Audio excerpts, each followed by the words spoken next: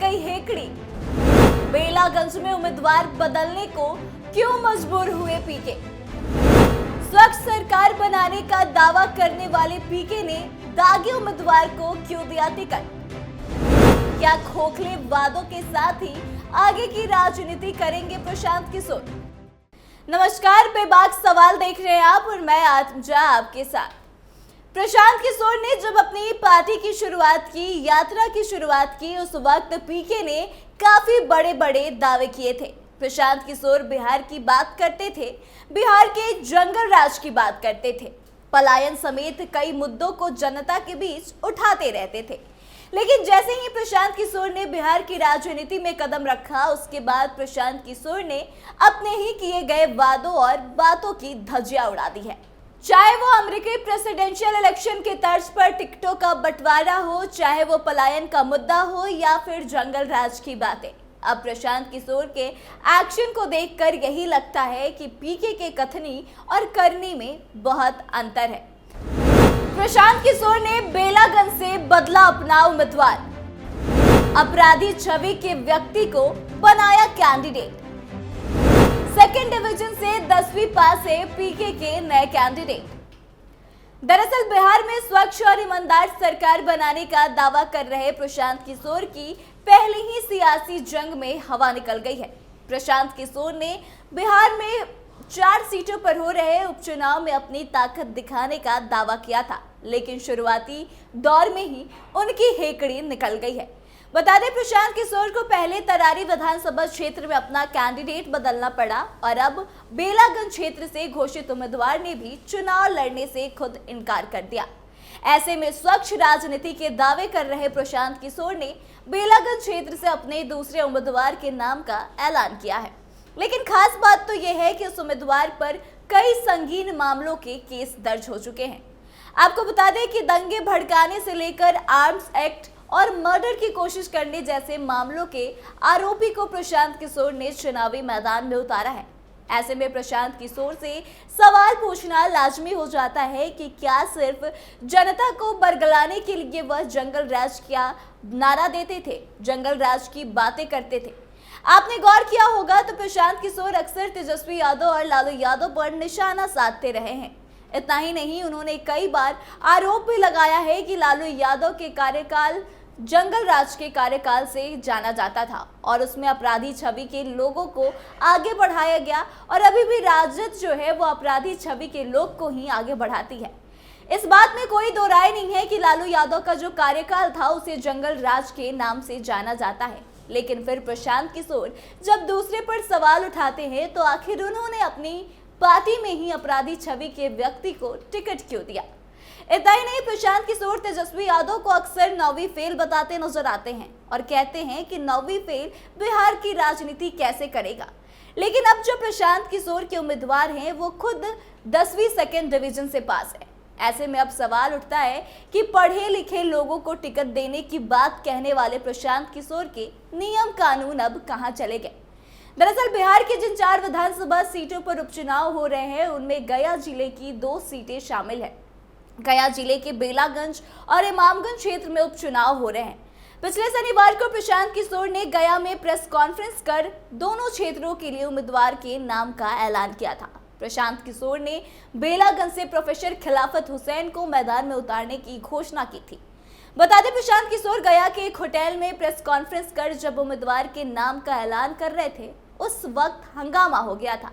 वहां मौजूद जनसुराज पार्टी के नेताओं और कार्यकर्ताओं ने जमकर हंगामा करने के साथ साथ कुर्सियां भी फेंकी थी। एक बार आप यह वीडियो देखिए। ये क्या कर रहे हो आप लोग? ये कौन तरीका है भाई?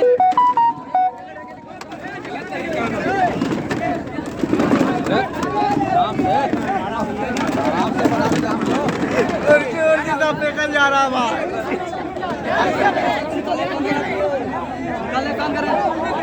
यह वही वीडियो है और वही लोग हैं जो मोहम्मद अमजद को टिकट देने के लिए इस तरह की तोड़फोड़ कर रहे थे और आखिरकार दबाव में आकर प्रशांत किशोर ने इन्हें टिकट भी दे दिया।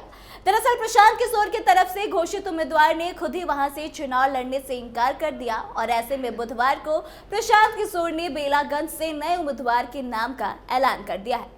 बता दें प्रशांत किशोर की जन स्वराज पार्टी की ओर से दी गई जानकारी के अनुसार अब मोहम्मद अमजद बेलागंज से पार्टी के उम्मीदवार होंगे।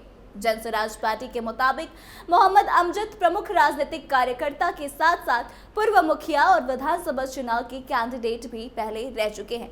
तो एक बार देखिए कि किस तरह से बेलागंज सीट पर उम्मीदवार का ऐलान किया गया। दो क्षेत्रों में गया के बेलागंज और भोजपुर के तरारी क्षेत्र में जो जन स्वराज के घोषित उम्मीदवार रहे हैं वो अलग अलग परिस्थितियों की वजह से बदले गए हैं।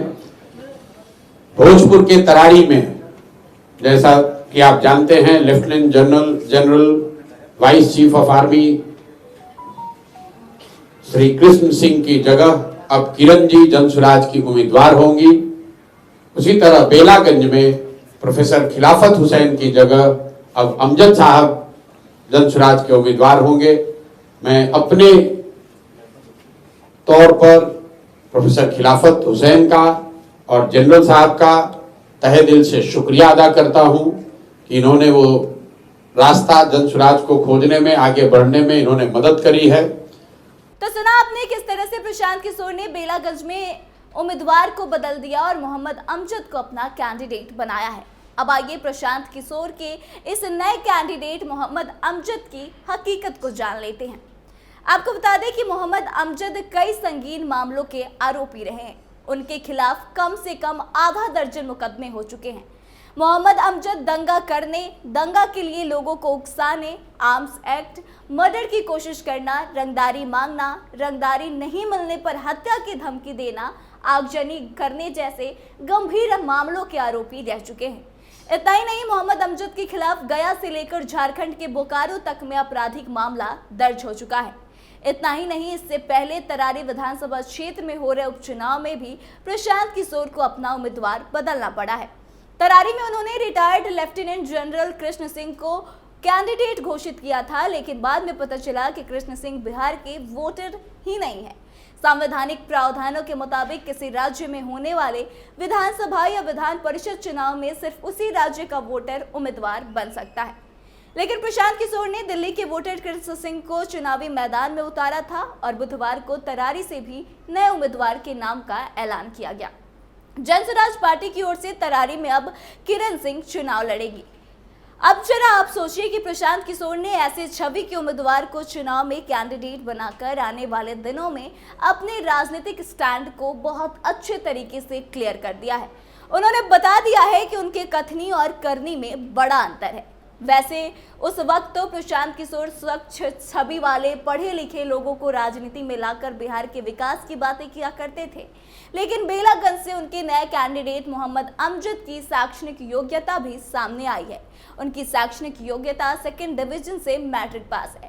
ऐसे में सवाल उठता है कि जब खुद के कैंडिडेट ऐसे हैं तो फिर दूसरे को 9वीं फेल कहना और दूसरे के जंगल राज पर और दूसरी पार्टी के नेताओं को अपराधी बताना कहां तक सही है।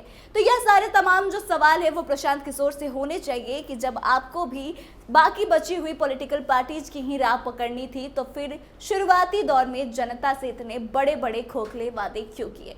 तो आप इस पूरे मामले को कैसे देखते हैं और प्रशांत किशोर ने जो कैंडिडेट उतारा है उस पर क्या सोचते हैं, कमेंट करके अपनी प्रतिक्रिया जरूर दें। वीडियो को शेयर करें और आगे की तमाम अपडेट्स के लिए देखते रहे कैपिटल टीवी बिहार। धन्यवाद।